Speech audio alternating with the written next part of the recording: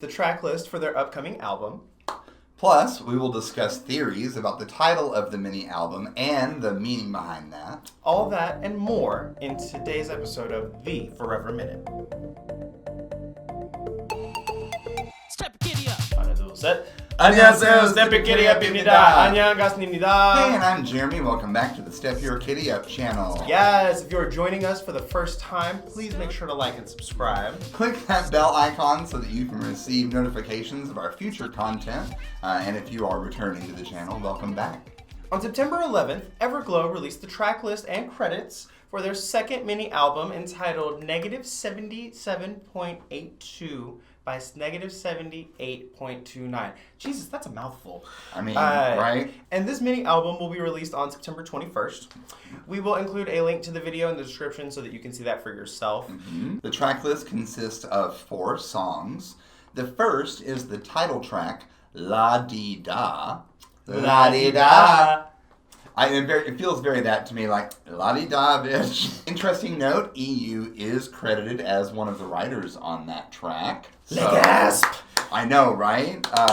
That's how a leader do. That's Oh what my I'm saying. god. Good job, girl. Awesome. Mm-hmm. The credits for the tracks consist of some other familiar names who have worked on other Everglow songs, including Haley Aitken, Olaf Lindskog, we've got Gavin Jones, 72, Melanie Fontana, Michael Lindgren Schultz, and storyboards as well. So some of those you may recognize from Arrival of Everglow and Hush, because we've definitely seen some of them before, but Melanie Fontana also just worked on Helicopter. For CLC. Yeah. Yes. And so you may also recognize that from our Cheshire News. That's right. So for our next segment today on the Forever Minute, we would like to dive back into our roots as a channel for a second. You see, here at the Step Your Kitty Up channel, we've always brought you your favorite nerdy and niche content. And today we are delivering that to you Everglow style. I can't believe I just did that.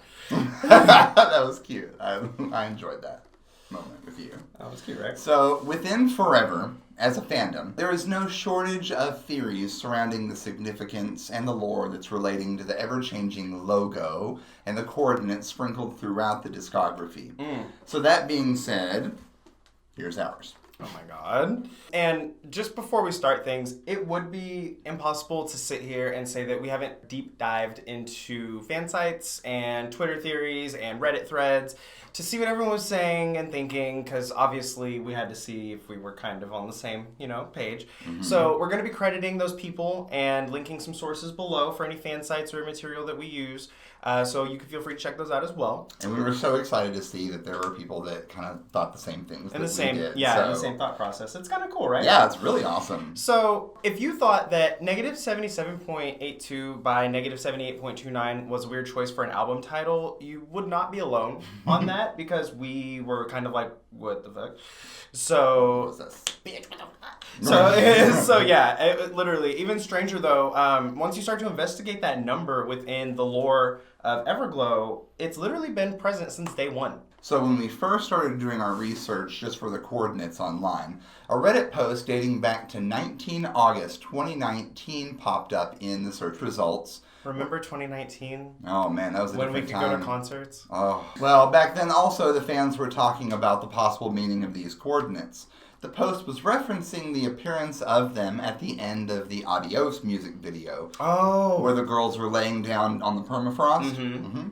So in the comments, Redditor Julian the Manatee pointed out that one of Yiden's pages in the Arrival of Everglow photo book had those coordinates on it, which prompted me to grab our entire Everglow collection. My entire Everglow collection. Fair enough. And scour them for clues. Oh my god. So upon further analysis, Jeremy found that it is also printed in the Hush photo book, again on Yiden's page, and it actually cannot be found anywhere else within the albums. And so EVERGLOWvn, first Vietnamese fan page on Facebook, they created a post on 20 January 2020 this year, following the drop of the Reminiscence release schedule, theorizing about the meaning behind the changes in the logo and the physical location of the coordinates. And in the post, they show the last frame of the Adios music video, like you were referencing, where they're laying on the permafrost. Right. And it shows, the coordinates are there on that, and it's at the point when the girls are laying on the permafrost as well. And that permafrost is kind of shaped like Antarctica. Whoa. And so yeah. it's Good job. Good job. Yeah, snaps. Okay. Well, let's talk about this logo for a second, all right? We know that the logo changes with each comeback. The rings, along with the E and G, shift positions, and we're now in our fourth version of the logo. Yes. So when trying to understand the meaning, Austin pointed out that it was reminiscent of the rings on a spherical astrolabe. Okay, so I'm going to go ahead and fill you in on what an astrolabe is, if you don't know what that is, because I sure as hell did not when I first heard the term. An astrolabe is a scientific tool that is used to calculate the location of stars and planets in relation to one's position on the Earth. And this post solidified that theory by pointing out that the typo teaser for the reminiscence reveal had one of them on it. They also showed you that you could overlay the logos from both Arrival of Everglow and Reminiscence within the astrolabe in the photo. Yeah. We had a limited event postcard From Reminiscence. of our own, that's correct, of your own, I guess. So while studying the astrolabe on our own, we noticed that printed at the bottom was what? Of course. Hold on. Can you see it right there?